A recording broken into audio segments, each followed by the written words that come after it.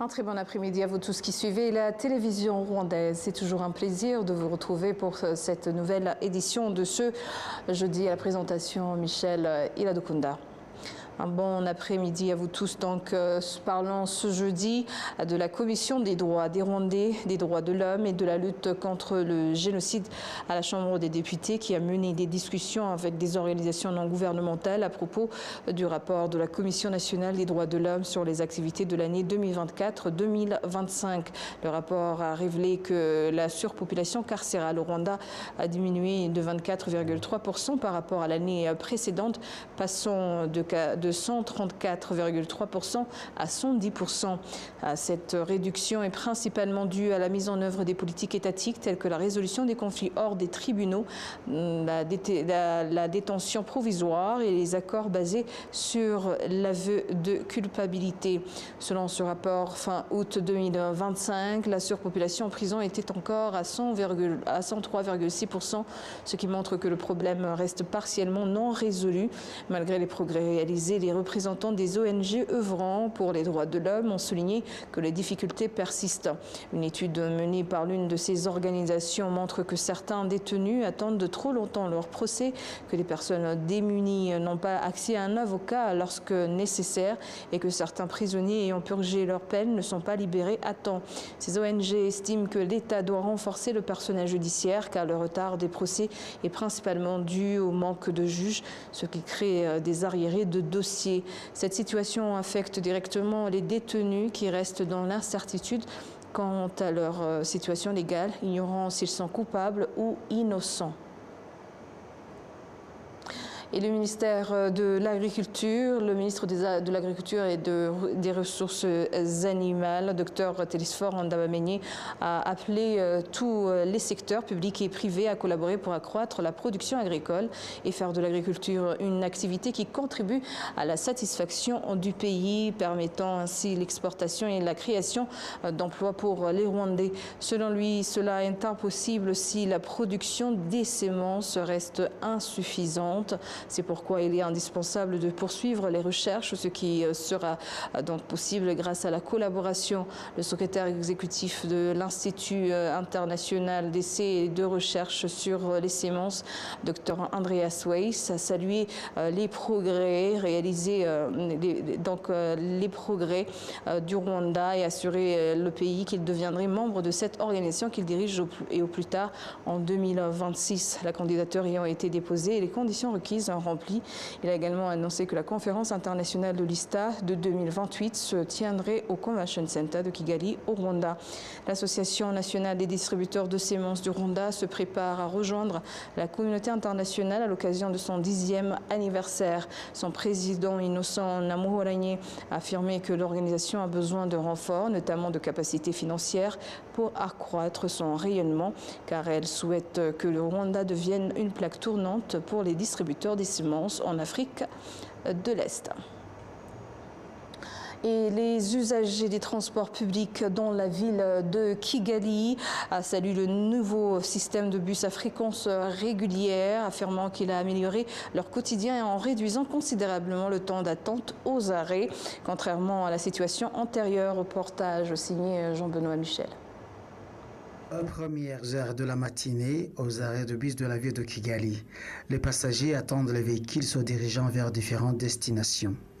Ils se réjouissent de ne plus faire de longues files et d'arriver désormais à l'heure sur leur lieu de travail. Ce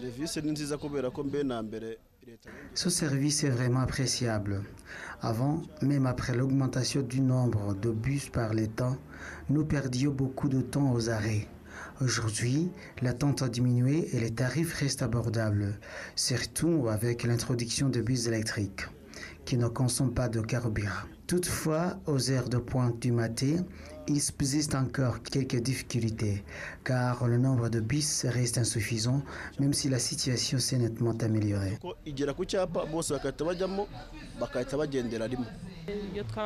Auparavant, se rendre à Nyabugogo nécessitait souvent de venir à vélo ou par moto. Une situation jugée contraignante. Désormais, il arrive au terminus, trouve rapidement un bus et peut rentrer chez lui sans difficulté. Cependant, certains passagers estiment que la question des voyageurs debout dans le bus mérite encore une solution. Être debout n'est pas en soi un problème, mais il faudrait réduire le nombre de passagers debout. Il arrive que les gens soient entassés et que des personnes vulnérables ou âgées n'aient pas de place. À mon avis, un bus ne devrait transporter que le nombre de passagers correspondant au siège disponible. Même si cette question ne peut pas être résolue immédiatement, son amélioration serait un grand progrès. C'est au mois de décembre dernier que la ville de Kigali a lancé son nouveau système de transport public en partenariat avec l'agence publique EcoFleet Solutions Limited. Selon le directeur général de cette agence, Lukera Oban, plus d'un mois après le lancement du programme, le nombre de passagers transportés a augmenté de 30%. Globalement, au cours de ces derniers mois, le nombre de passagers que nous avons transportés a augmenté de 30%. Cela témoigne de la confiance que la population accorde à ce service, même si tout n'est pas encore parfait et que certains aspects doivent être améliorés. Il appelle toutefois les usagers à mieux comprendre que l'intervalle de 10 minutes accordé, annoncé et surtout respecté aux heures de pointe, le matin et en soirée. Il exhorte également les chauffeurs à ne pas dépasser la limite de 70 passagers par bus. Mu by'ukuri iyi gahunda niyo gufasha abaturage abagenzi kugera ku mirimo cyane cyane ku gihe. Ce programme vise avant tout à aider les citoyens à arriver à temps à leur destination, qu'il s'agisse des travailleurs, les élèves ou des personnes travaillant où on donne les services sanitaires. C'est dans ce cadre que l'intervalle de 10 minutes est appliqué aux heures de pointe, le matin et le soir. À d'autres moments de la journée, en fonction de la circulation et des axes empruntés. L'intervalle peut varier de 20 minutes, 30 minutes ou voire 45 minutes. Washyiramo igihe bisi zikagenda iminota 20, 30 cyangwa se 45. Pour répondre durablement aux défis de mobilité de la ville de Kigali, 300 nouveaux bus ont été ajoutés au réseau, avec perspective d'introduire davantage de véhicules électriques en fait d'apporter une solution définitive aux problèmes de transport urbain. Et au cours de sa première visite au Rwanda, Andrew Corley, directeur exécutif de l'Organisation chrétienne pour l'unité et la tolérance dans le monde, s'est rendu au ministère de la Justice où il a été reçu par le ministre, le Dr Ugila Shebuja Emmanuel. Le ministre de la Justice, Dr Ugila Shebuja Emmanuel, a remercié donc Andrew Corley et l'organisation pour leur contribution significative au programme pour l'unité et la tolérance ainsi qu'au service de soutien psychologique offert aux détenus. Andrew Corley, représentant de cette organisation, et les personnes qui l'accompagnent ont remercié le ministère pour sa coopération et les services de justice qu'il continue de fournir. Ils ont également indiqué qu'au cours de leurs échanges avec les gardiens de prison et les détenus, ils avaient réitéré leur demande de maintien des services de soutien psychologique et des programmes de formation proposés par l'organisation, ainsi que d'un renforcement des formations et des activités destinées aux jeunes, compte tenu de leur nombre important. Un rapport de l'Institut national de la statistique du Rwanda a indiqué qu'à la fin de 2025, les prix des biens et services ont augmenté de 8%. Les précisions avec Patrick Nilidandi. Cette hausse de 8% des prix sur le marché rwandais à la fin 2025 est confirmée par les consommateurs qui font état des difficultés rencontrées lors de leurs achats durant cette période. L'électricité, l'eau et les loyers ont augmenté, tout comme le prix des denrées alimentaires. De nombreuses choses sont donc devenues un fardeau. Les industriels et hôteliers confirment également que les produits importés sont devenus plus chers, ce qui a entraîné une hausse de prix de leurs propres produits et services. Lorsque nous augmentons le prix, nous le faisons de manière à ne pas faire fuir les clients, car une hausse trop importante est un risque de les perdre. Il est préférable de réaliser un profit moindre tout en fidélisant sa clientèle.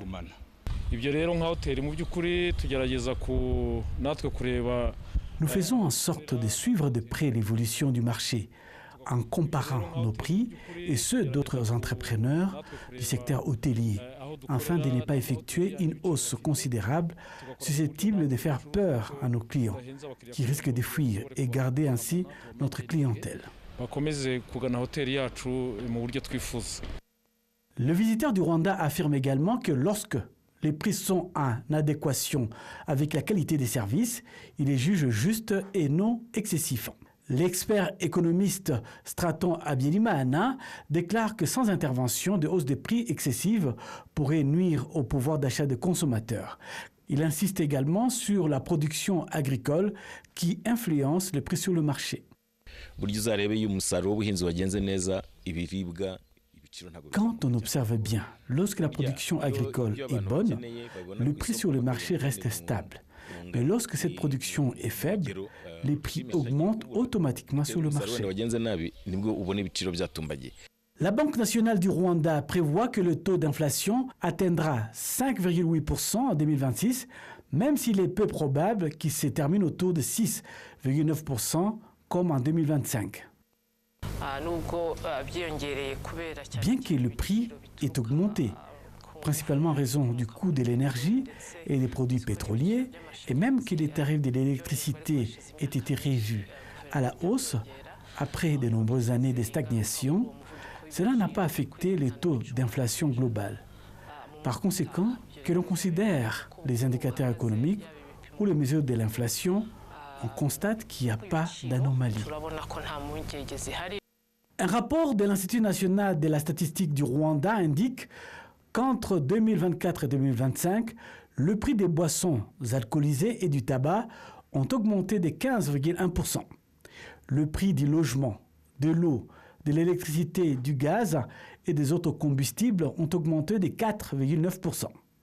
Les dépenses de santé ont bondi de 63,6%. Les coûts des transports ont progressé de 7,8%. Les prix de l'alimentation et de l'hébergement ont augmenté de 16,2%. Et la province de l'Ouest a affirmé avoir engagé une lutte ferme contre l'exploitation minière illégale qu'elle considère comme l'une des principales causes de nombreux problèmes, notamment l'insécurité, des problèmes de dégradation de l'environnement et la perte des vies humaines. Les autorités provinciales soulignent que cette pratique anarchique constitue une menace réelle pour la sécurité des populations et pour le développement durable de la région. Il est désormais établi que l'exploitation minière illégale nécessite des mesures spécifiques et renforcées afin de prévenir les graves conséquences qu'elle engendre. Parmi celles-ci figurent le décrochage scolaire des enfants impliqués dans ces activités, la destruction des biens des citoyens, la dégradation des infrastructures publiques, ainsi que des accidents mortels sur les sites d'extraction non autorisés. Cette situation préoccupante appelle à une intervention urgente et coordonnée des autorités compétentes. Dans le but de lutter contre ce phénomène, la province de l'Ouest, en collaboration avec les acteurs du secteur minier, a organisé une réunion en réunissant les exploitants légalement reconnus. Ces derniers ont été appelés à adopter des méthodes d'exploitation modernes et responsables, tout en respectant strictement les zones autorisées. Les autorités ont insisté sur la nécessité d'éviter toute activité minière dans les sites non agréés afin de garantir la sécurité et la protection de l'environnement. S'exprimant à ce sujet, le gouverneur de la province de l'Ouest, Jean Bosco Niwitura, a indiqué que d'autres aspects doivent également être pris en compte, notamment la gestion des permis d'exploitation minière. Il a reconnu que le retrait ou l'absence de délivrance de certains permis a favorisé l'essor de l'exploitation illégale en raison du nombre limité des bénéficiaires. Il a également pointé l'inadéquation des sanctions appliquées par rapport aux dispositions légales, ainsi que le manque d'informations sur les lois régissant l'exploitation des minerais, particulièrement au niveau des cellules administratives. Alors que certains étudiants ayant fait leurs études à l'étranger rencontrent souvent des difficultés pour faire reconnaître leur diplôme au Rwanda en termes d'équivalence, la Commission nationale de l'enseignement supérieur REC a assuré que le délai d'obtention de l'équivalence ne dépassera plus 10 jours à compter de la réception de la demande dans le système. Plus de précision avec Patrick Nyilidandi. David Ndemezo, qui a étudié en Ouganda, témoigne des nombreux obstacles rencontrés pour faire reconnaître son diplôme au Rwanda, où l'obtention de l'équivalence a été très longue. En 2019, c'était pénible car j'ai fait des démarches pendant près de 4 mois. J'ai cherché l'équivalence de mon diplôme obtenu en Ouganda. J'ai fait la demande, j'ai attendu une réponse en vain. On m'a répondu être en attente d'une réponse de l'institution universitaire en Ouganda. Finalement, je me suis résolu à contacter moi-même mon ancienne université en leur expliquant qu'au Rwanda, ils ne croyaient pas à l'authenticité de mon diplôme. L'université s'est résolue à répondre à ma demande. Marie-Josette Ineza, qui a étudié au Burundi, explique qu'après la mise en place du système électronique de la Commission nationale de l'enseignement supérieur, l'obtention de l'équivalence est devenue beaucoup plus simple. Maintenant, c'est beaucoup plus simple car nous n'avons plus besoin de nous rendre auprès de la Commission nationale de l'enseignement supérieur. Il suffit d'approcher le service Irembo, proche de sa résidence, avec les documents requis. Et en 7 jours, tout est réglé. Lors de la session plénière du Parlement, les députés s'entretenant avec la Commission nationale de l'enseignement supérieur ont demandé une accélération des procédures afin que les étudiants ayant fait des études à l'étranger puissent obtenir rapidement les documents attestant de leur qualification. Nous savons que cette procédure de vérification prend du temps. Ce n'est pas que les Mineduc ou la Commission qui sont impliqués, des fois même les ambassades sont impliquées. Mais tout cela prend du temps. Je suggère que la Commission puisse étudier d'autres stratégies afin de trouver une solution à ces problèmes. Le directeur général de la Commission nationale de l'enseignement supérieur, Dr Edward Kadozi, a annoncé la mise en place d'un nouveau système électronique relié au site Irembo qui permettra de réduire le délai de traitement auparavant supérieur à 360 jours à seulement 10 jours.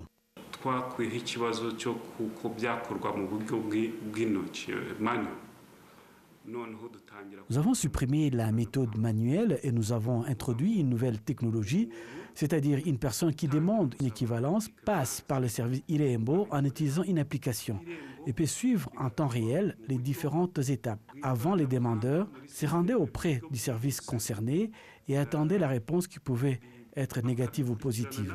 Mais aujourd'hui, la procédure de vérification et d'évaluation par la Commission est rapide. Normalement, une personne ayant fait des études à l'étranger doit obtenir au préalable un document attestant de son diplôme pour pouvoir l'utiliser au Rwanda. La Commission nationale de l'enseignement supérieur a commencé à utiliser ce nouveau système le 24 décembre dernier, après avoir reçu plus de 70 demandes.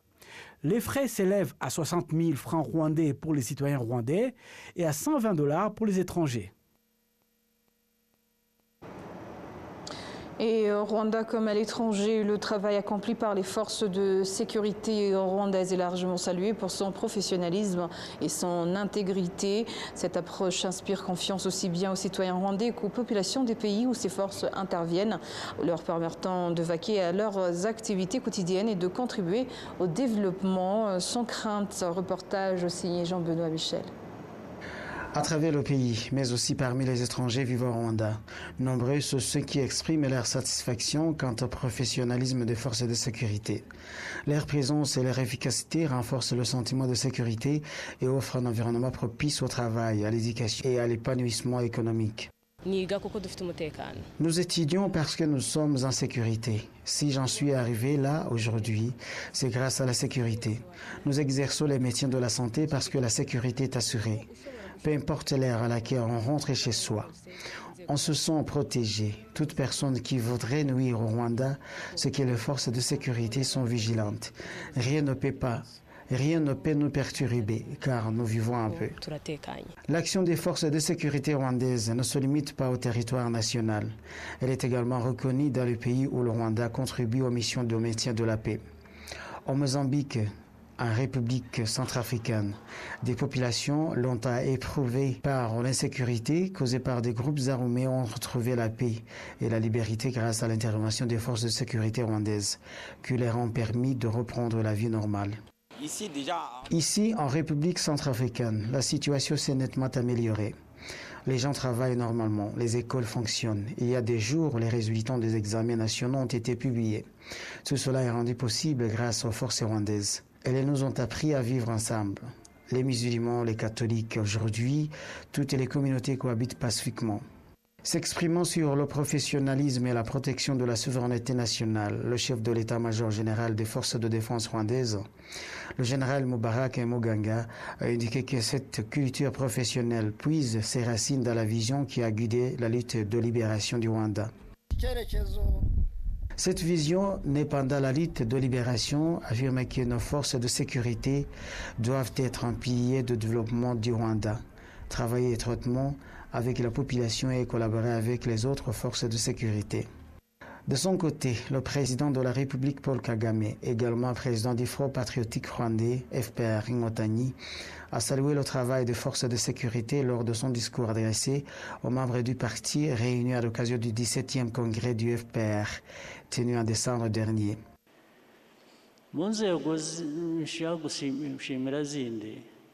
Parmi les institutions que je tiens à remercier figurent les forces de sécurité, les RDF, la police nationale, les autres.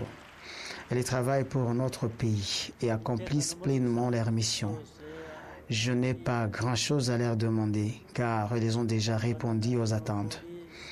Pour le dire en langue étrangère, ces forces qui sont les nôtres sont exactement celles dont j'avais souhaité avoir.